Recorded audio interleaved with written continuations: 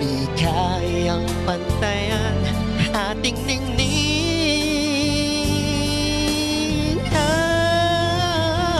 Balutin mo ako ng hiwaga ng iyong pagmamahal. Hayaang matakpan ang hinang na di magtatagal. Mabuti pa kaya'y maging bituing walang ningning, kung kapalit nito'y walang paglaho mong pagtingin.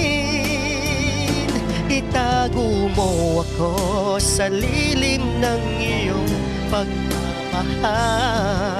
Limutin ang mapaglarong kinang ng tagumpay. Sa piling mo ngayon, ako'y bituing walang ningning.